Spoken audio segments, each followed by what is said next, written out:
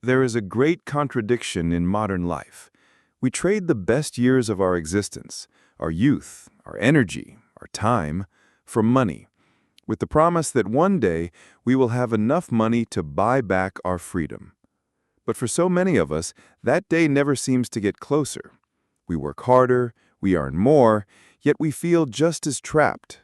We run faster on the treadmill, only to find the finish line has moved further away. Why? It's not because of that one expensive vacation or the occasional fancy dinner. The true barriers to financial freedom are not loud, obvious mistakes. They're quiet. They're subtle. They're a series of invisible chains that we wrap around ourselves, often with the best of intentions. These chains are forged from habits and beliefs that society tells us are normal, even responsible. But in reality, they are silent wealth killers, slowly draining our most valuable resource, time. Today, we are going to make these invisible chains visible. We will identify 5 of the most common, most destructive financial mistakes that keep normal, hardworking people from ever reaching the dream of an early retirement. And by seeing them clearly, you can begin to break them, one by one. Mistake number 1, confusing a high income with building wealth. This is perhaps the most seductive trap of all, often called the golden handcuffs. It starts when you get that long-awaited promotion or a new, higher-paying job. You feel a sense of relief. You think, finally, I'm getting ahead. But then something strange happens. Your expenses magically rise to meet your new income.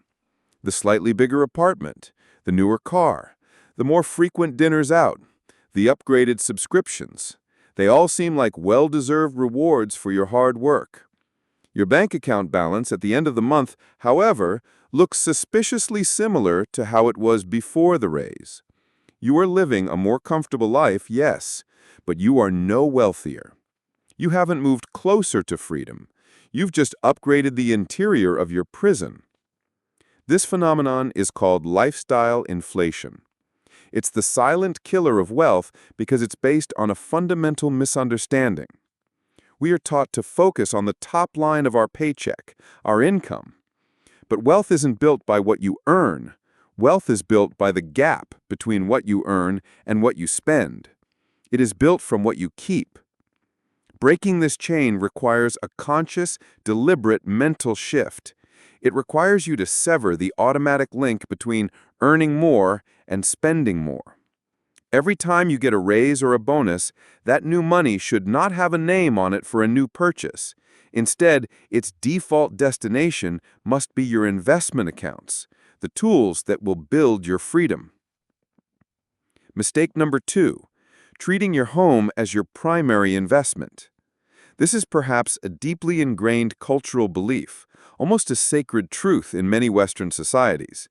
Your home is the best investment you'll ever make. This idea is not only outdated, it can be incredibly destructive to your wealth-building journey. Let's be clear. Owning a home can be a wonderful thing for stability, for raising a family, for painting a wall any color you want. But we must be precise with our language. An investment is an asset that puts money into your pocket. Your primary residence, the house you live in, does the exact opposite. It is a liability that takes money out of your pocket every single month. Think about it. Property taxes, homeowner's insurance, maintenance and repairs, the roof that will eventually leak, the water heater that will inevitably fail. And most significantly, the mortgage interest you pay to the bank for decades. These are all expenses, not income. Furthermore, a house is a highly illiquid asset. You can't easily sell a small piece of it to pay for an emergency. So why does everyone believe it's a great investment? Because of forced savings and appreciation. Paying down your mortgage does build equity, which is a form of saving. And yes, over long periods, houses tend to appreciate in value. But this appreciation often barely outpaces inflation. And when you factor in all the costs of ownership, the real return is often far lower than what you could achieve by simply investing in the stock market. The way to break this chain is to reframe the purpose of your home. It is your primary expense, not your primary investment. It is a purchase for your quality of life. Your true investments should be in assets that generate income, like low-cost index funds, businesses, or the one exception, real estate that you rent out. This is the secret of house hacking. By having tenants pay your mortgage, you transform your biggest liability into a powerful, income-producing asset. Mistake number 3, undervaluing your time when you're young. This is the most tragic mistake on the list, because it's a mistake you can never undo. It's the voice in the head of every 25-year-old that says, "I'll start investing later. I have plenty of time. I want to enjoy my youth now, and I'll get serious about saving when I'm older and earning more." This line of thinking, while completely understandable, ignores the single most powerful force in the financial universe: compound interest. And compound interest runs on one fuel source and one fuel source only: time. Let me tell you a quick story to illustrate this. Imagine two friends, Sarah and Tom. Sarah starts investing $5,000 every year from age 25. She does this for just 10 years, and at age 35, she stops investing completely, never adding another dollar. She just lets her money grow. Her friend Tom waits. He starts investing at age 35, but to make up for lost time, he invests a larger amount, $10,000 every single year, and he does it all the way until he's 65. Who do you think ends up with more money? The math is not just surprising, it's shocking. Sarah, who only invested a total of $50,000 over 10 years, will end up with a significantly larger portfolio than Tom, who invested a total of $300,000 over 30 years. Why? Because Sarah's money had 10 extra years to work for her. Her earliest contributions had 4 decades to grow and multiply. That head start was so powerful that even Tom's much larger contributions could never catch up. Every dollar you invest in your 20s is worth 10 times more than a dollar you invest in your 40s. Breaking this chain means internalizing this truth. It means treating every dollar you can invest today not as $1, but as a seed for a future forest. It means starting now, even if it's small. We've just broken 3 of the most powerful, invisible chains that hold people back financially: confusing income with wealth, treating your home as a primary investment, and the tragic mistake of undervaluing your time when you're young. But even if you avoid those traps, there are 2 more subtle, yet equally destructive mistakes that can derail your journey to freedom. These are the mistakes that prey on our very human psychology, our desire for excitement, and our fear of the unknown. Let's illuminate them now.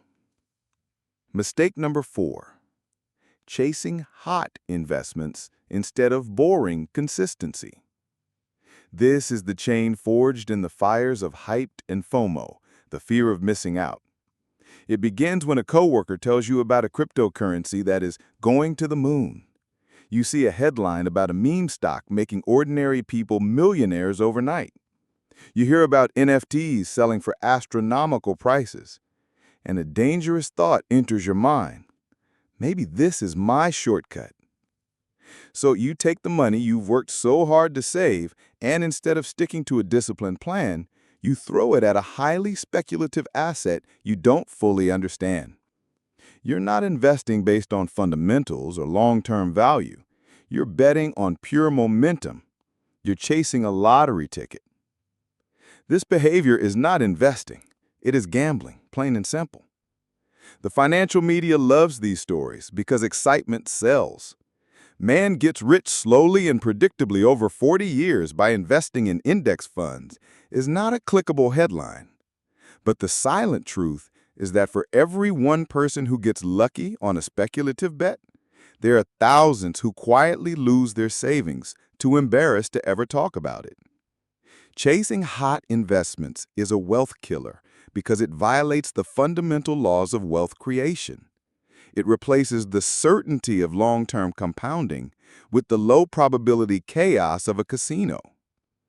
Breaking this chain requires a profound reframing of the word boring. You must learn to see boring as beautiful. Your investment portfolio should not be a source of entertainment or adrenaline. Its job is to be a stable, reliable, and predictable engine of wealth. Think of it like the foundation of a skyscraper. The work is slow, unglamorous, and happens deep underground where no one sees it. But without that boring, perfect foundation, the entire spectacular structure above will inevitably collapse. Let the rest of your life be exciting. Let your investments be beautifully, wonderfully boring. Mistake number 5, willful financial illiteracy. This is the final chain, and it is the master chain that holds all the others in place. This is the active choice to remain ignorant about your own money. It comes from a place of fear. The world of finance seems overwhelming, designed to be confusing. It's filled with jargon, complex charts, and experts who speak a language that feels alien. So rather than face that intimidation, we avoid it. We don't open our 401k statements. We don't know the difference between a stock and a bond. We don't ask what an expense ratio is, because we're afraid of sounding dumb. This willful blindness is the most expensive mistake you can ever make. This lack of knowledge makes you vulnerable. It allows you to be charged high fees on mutual funds that slowly bleed your portfolio dry. It causes you to miss out on free money, like an employer's 401k match. It makes you an easy target for financial scams promising guaranteed high returns. It's the equivalent of trying to navigate a dangerous jungle at night without a map, a compass, or a flashlight. You are guaranteed to get lost. Breaking this final chain is the most empowering step you can take. It requires the commitment to self-education, but it doesn't mean you need a degree in finance. It means accepting that the core principles of money are actually very simple.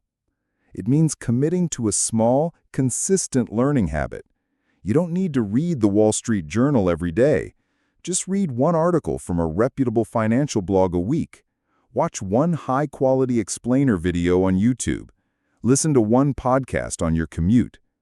You wouldn't let a stranger make critical decisions about your health or your career without your understanding. Why would you give them, or worse, your own ignorance, control over your financial future? Learning about money is not just a skill. It's an act of profound self-respect. So, there they are, the 5 invisible chains. The golden handcuffs, confusing income with wealth. The fortress of debt, treating your home as an investment. The currency of youth, undervaluing your time. The gambler's fallacy, chasing hot stocks. And willful blindness, avoiding financial knowledge. The common thread through all of them is a lack of intentionality. They are mistakes that happen when you passively follow the scripts society has written for you. The opposite of this isn't just being good with money. The opposite is consciously designing your own life. It's questioning the defaults. It's deciding what you value, and then aligning your money and your time with those values and nothing else. Your journey to financial freedom doesn't start with selling your house or finding a side hustle. It starts by breaking the master chain first, the chain of willful blindness. So your first step is simple. Pick one financial term you've heard but don't fully understand. It could be Roth IRA. It could be an index fund. It could be the 4% rule. Just one. And spend 15 minutes today, right after this video, learning exactly what it means. That single act of seeking knowledge is the first link you will break. and it is the tool that will give you the power to break all the others.